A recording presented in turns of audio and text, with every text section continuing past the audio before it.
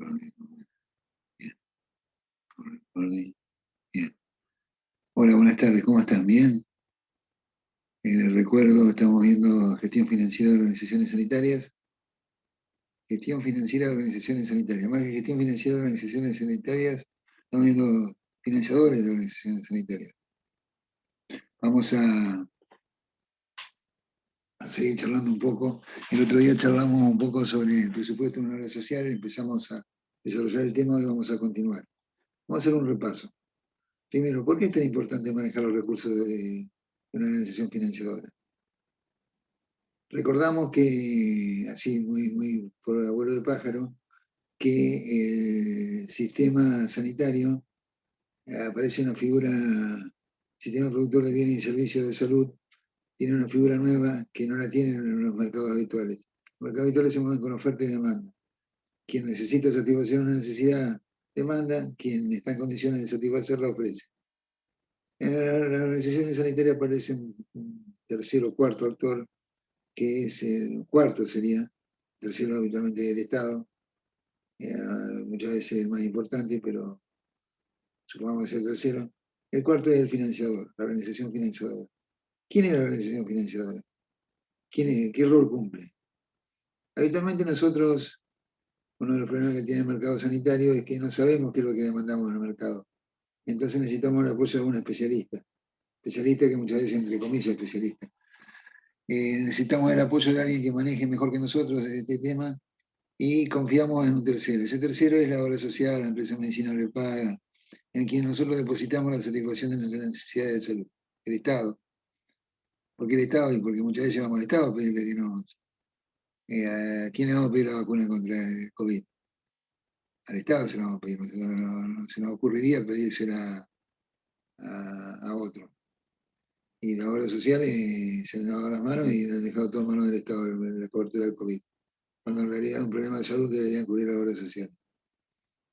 Entonces, vamos al Estado y le pedimos la satisfacción de la necesidad. Y si otra vez si confiamos en un cuarto actor que tiene el mercado sanitario, que son las organizaciones financiadoras. Este cuarto actor se encarga de que básicamente dos cosas. Primero de decir, che, yo sé que para vos es un problema saber cuánto va a gastar en satisfacer tu necesidad de salud. ¿Por qué es un problema para nosotros? Porque habitualmente nosotros ojalá nunca tuviéramos que satisfacer la necesidad de salud, pero cuando la tenemos que satisfacer tiene un costo grande. Tiene un costo grande que muchas veces no tenemos que financiarlo. Entonces, está ese área que por no conocer sobre el tema no sabemos cuándo vamos a necesitar recursos para destinar a satisfacer esas necesidades. El segundo área es que no sabemos cuánto nos va a costar. Entonces, son dos temas no poco importantes. ¿Me voy a enfermar? ¿No me voy a enfermar? Y si me enfermo, ¿cuánto me va a costar solucionar ese problema de enfermedad? No es sencillo, no es fácil. Entonces recurrimos a la organización financiadora. Y le damos otro rol a la organización financiadora. Le decimos primero, yo te doy la plata todos los meses. La cuota que yo tengo para esto, que es una cuota, en el caso de una empresa de medicina prepaga, es una cuota que pago todos los meses, y en el caso de una obra social, que es el porcentaje del sueldo más el aporte patronal que le destinamos a la obra social. En el caso de los contribuyentes, aquellos que no deciden que van a recurrir y dejar todo en manos del Estado, o Dios proveerá, y si el Estado es el Estado, o si es una organización tercera de un tercero, a lo sumo yo pago mis impuestos y con eso le demando al Estado la cobertura de lo que necesito. Otra cosa que decía que le encargamos a esta organización financiadora es el tema de, che, y cuando necesito realmente un servicio de salud, ¿qué hago? ¿A dónde voy? ¿Con quién voy? Porque lo más probable es que no tenga tiempo de ir a buscarte a vos al Estado, o si voy está cerrado, me voy a enfermar a la noche, a la madrugada, el fin de semana. Entonces el Estado me cobra por administrarme los fondos, preocuparse de que haya fondos cuando yo los necesite, el Estado no, el financiador. Y además se preocupa ¿por qué? por manejarme la cartilla de prestadores. Eso básicamente los roles que cubre el Estado. El otro día veíamos que cuando hacemos el presupuesto de una obra social, el Estado no, el financiador, perdón, estamos hablando del financiador. El presupuesto del financiador parte de decir, bueno, ¿a quién le tengo que dar cobertura yo? Es cierto. Cuando empezamos la historia, no tenemos a nadie. No tenemos a nadie para darle cobertura. Tenemos que esperar que alguien se enferme. Entonces, cuando largamos, estamos todos sanos. Y ponemos todos los meses. Ponemos todos los meses, decíamos antes sabiamente, para cuando necesitemos. Como el seguro del auto. ¿Tá? Pago todos los meses la cuota y cuando necesito pagar un daño que he hecho, voy a la empresa de seguro, y mira, acá te la denuncia, acá están los papeles, pagarle a José García tal cantidad de dinero que es lo que yo le quede para arreglar el auto, para recuperar su vida, para recuperar su salud, para lo que fuera. Lo mismo ocurre con el seguro de salud. Entonces, ¿a quién le tenemos que dar el seguro, esa cobertura sanitaria? Bueno, y acá depende de cómo se obtenga el financiamiento. Si el financiamiento es a través de una obra social, los que tienen derecho inalienable a recibir los recursos de esa obra social, ¿quiénes son? Los afiliados titulares, los empleados de relación de dependencia. O el personal mayor de edad en el caso de los jubilados que están en PAMI. Hay esto le comete una infidencia. Así como hay gente que te maquilla, hay gente que te enseña a hablar por internet, por las clases virtuales. Entonces dicen que en la clase virtual hay que hablar mirando a la cámara, porque de esa forma estamos mirando a quienes nos... ¿Ustedes se sienten que yo lo estoy observando? Dejen de hablar, por favor. O será una historia como hay muchos otros. Bueno, voy a hacer el ensayo de tratar de mirar a la cámara, a ver si me sale mejor. Entonces, volvamos. ¿Quiénes son los que tienen derecho a recibir los beneficios de la obra social, del financiador? Básicamente el afiliado titular, aquel que hizo su aporte, aquel a quien a fin de mes, en vez de pagarle 100 pesos que dice recibo de sueldo, mirá que el recibo de sueldo tiene un montón de valores a la izquierda, un montón de valores a la derecha. Los de la izquierda suman, los de la derecha restan. ¿Entiende? Entonces la izquierda tiene sueldo básico, antigüedad, título, y a la derecha tienen los descuentos, aporte jubilatorio, sindicato, obra social, bueno, ahí obra social, ahí me descontaron, ahí pagué yo. Después el patrón con eso lo junta con una plata que pone él y lo lleva y se lo deposita a la obra social. La obra social lo cuida, lo maneja, lo administra y cuando yo necesito viene y me dice, che, acá tenés, andá a este médico, andá a operarte aquí al hospital, compra tu medicamento. Así de simple la cosa. Entonces, ¿quién? El primer acreedor de la obra social, ¿quién es? El beneficiario, titular. La ley dice que, aparte del titular, tienen derecho a recibir los servicios de la obra social, los beneficios de la obra social, otras personas. ¿Quiénes son esas otras personas? Su grupo familiar directo. En una época era el matrimonio, el cónyuge y los hijos menores de edad, hasta los 18 años. Después fue cambiando esto. El cónyuge dejó de ser cónyuge y pasó a ser concubino. En principio era de distinto sexo, ahora puede ser del mismo sexo o de otro sexo, que no es necesario que sea hombre y mujer. Los hijos pueden ser hijos de alguno de los dos miembros del grupo familiar, del grupo conviviente. Hay personas que tienen derecho natural al recibir el beneficio. Y eso va conformando dos o tres cosas. Primero, sea que yo tenga un hijo o 8 hijos, el beneficio es el mismo y el aporte es el mismo.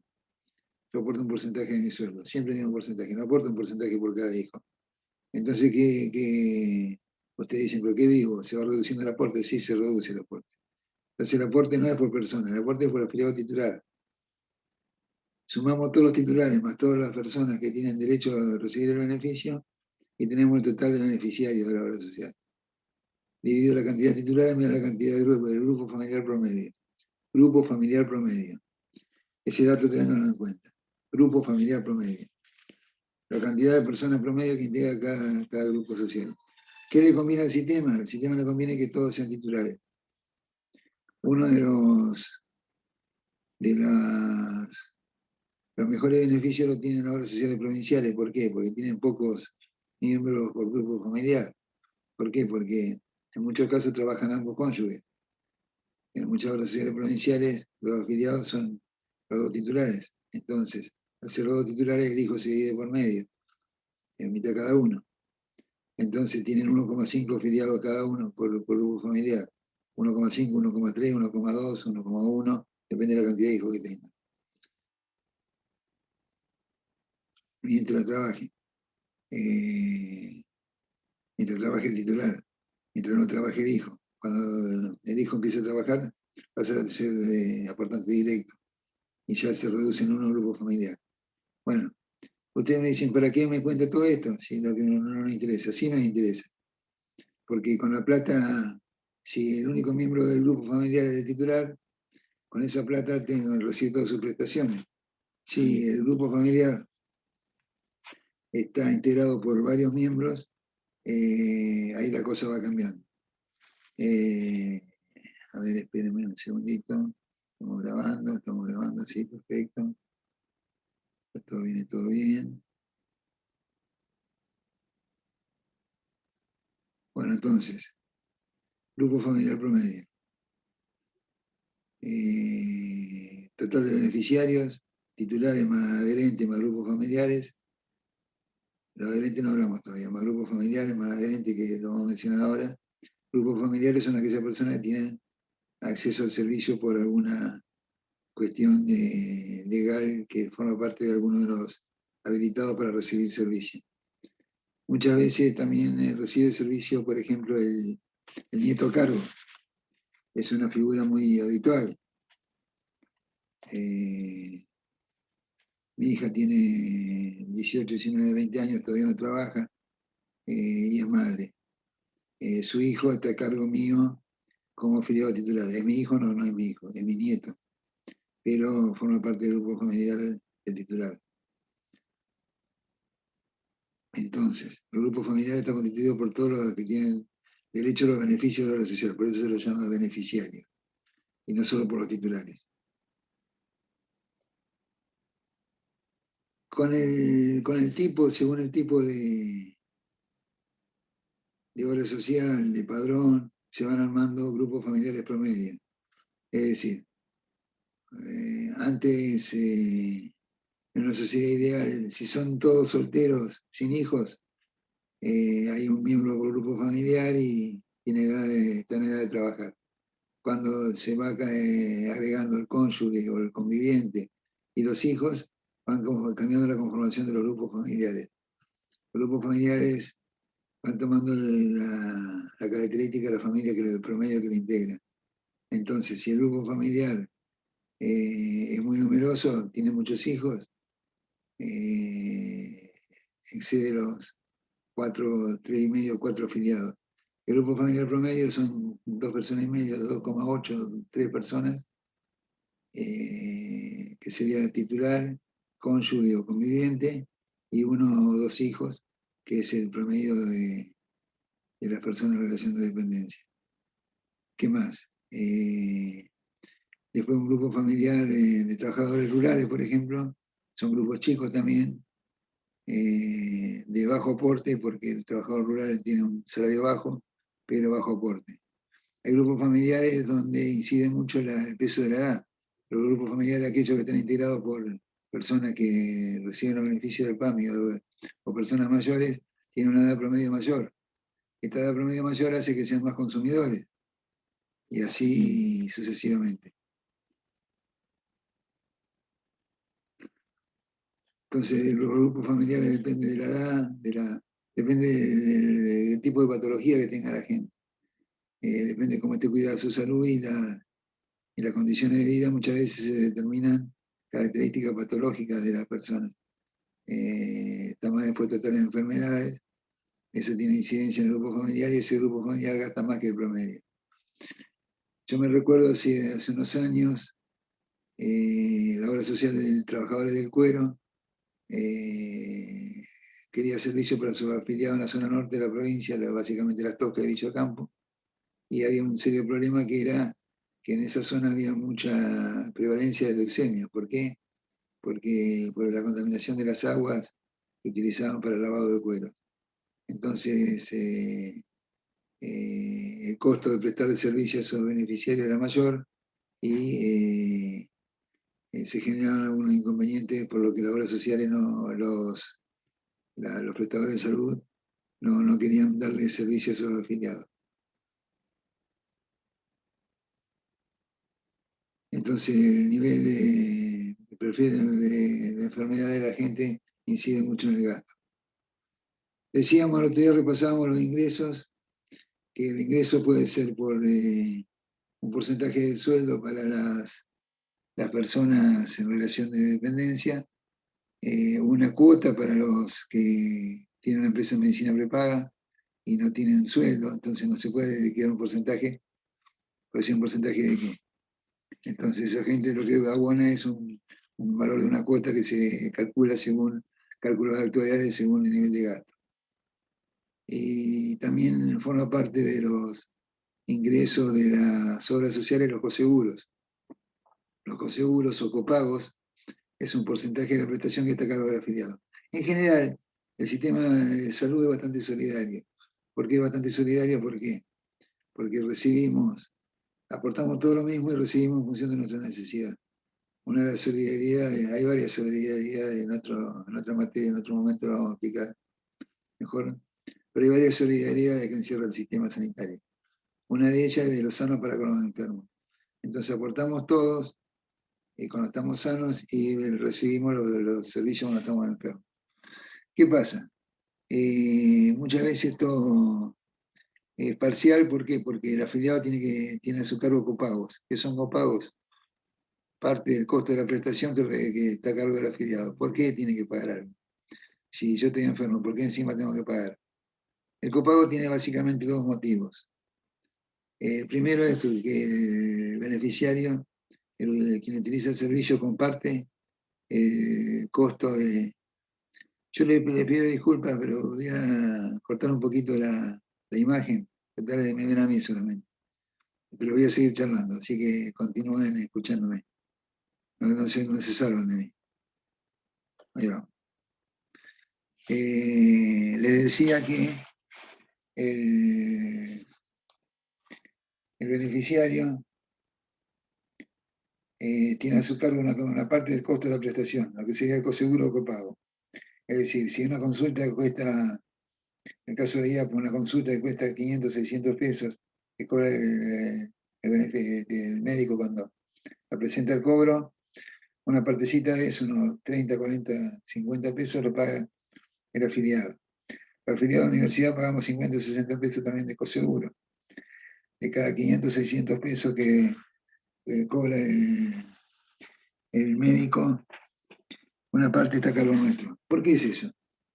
Porque para que nosotros comprendamos que la medicina no es gratis, que es un servicio que tiene su precio y que ese precio lo tenemos que absorber una parte nosotros. Entonces el sistema es solidario, bastante solidario, pero no totalmente solidario. El 100% de la cobertura se plantea para algunas cosas, como por ejemplo para las internaciones, las cirugías en general, pero no para todas las prestaciones. Otro motivo por el que el copago es una parte importante a cargo del afiliado es, a ver, hola, ¿cómo les va? Tanto tiempo. ¿Por qué el copago está a cargo del afiliado también? Decíamos que una para que comparta el costo y otra para que entienda que los recursos de la obra social, que la obra social no presta su servicio gratuitamente. Tiene que abonar sus recursos con recursos genuinos, está bien, los recursos son míos, pero no para hacer lo que yo quiera, sino para hacer lo que la ley me permite. Entonces no se puede hacer cualquier cosa con el recurso de la obra social. se debe destinar a una prestación de salud. Entonces, yo voy a pedir una receta para un medicamento y me lo hace la secretaria del médico, no le tengo que dar una orden médica. ¿Por qué? Porque me doy cuenta cuando tengo que comprar el bono. Cuando tengo que comprar el bono o la orden, el copago que está a mi cargo es una plata que no va al médico, sino que va a otro personal administrativo de alguna clínica. Entonces los copagos o coseguros son importes que ingresan a la obra social también. Tiene otros ingresos también la obra social. ¿Qué otro ingreso tiene? Ingresos y no ingresos. Ingresos que tiene son, por ejemplo, los intereses por financiación de aportes atrasados. Una empresa que tiene una cantidad determinada de empleados paga por esos empleados. Lo que le retiene el empleado más lo que el aporte patronal. Si la empresa se atrasa, cuando tiene que pagar, paga lo que debe más los intereses por el tiempo que no pagó. Forma parte también de los ingresos de la obra social. Otro concepto que forma parte de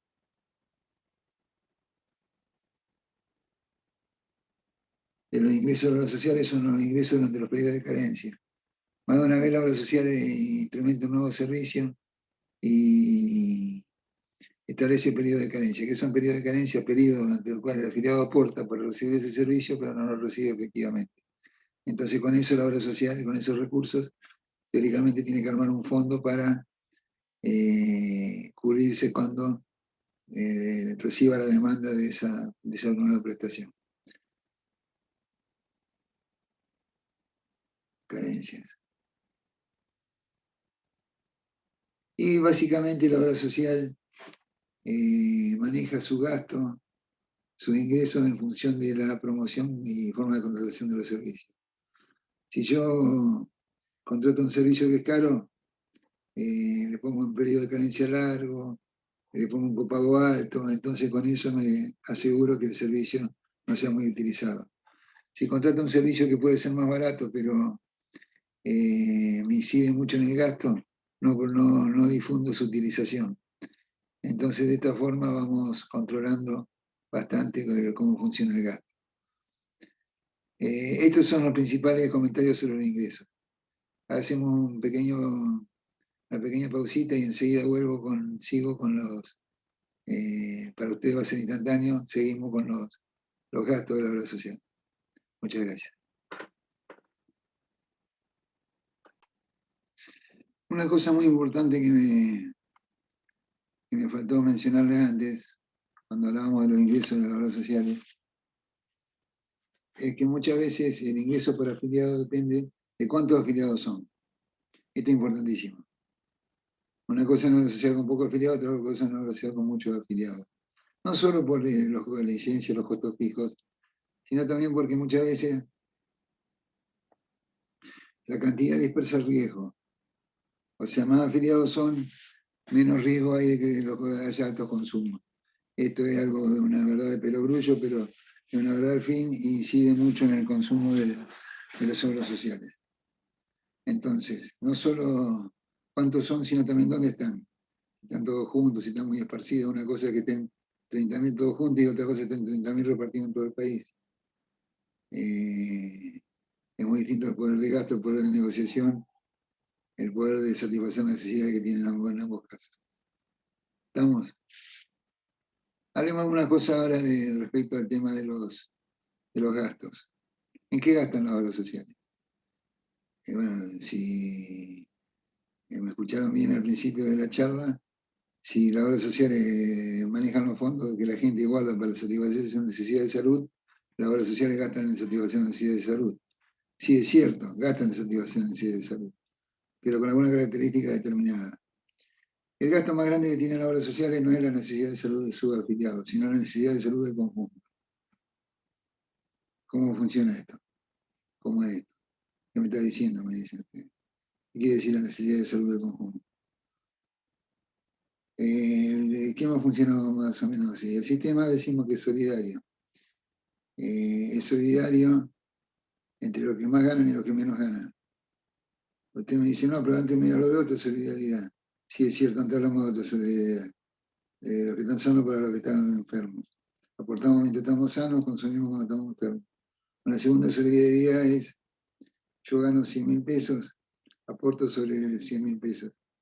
Un 3% y un 6% aporta mi patrón sobre los 100.000 pesos. Yo gano 30.000 pesos, aporto sobre los 30.000 pesos, o 40.000. ¿No? Tengo un sueldo básico, aporto sobre ese sueldo.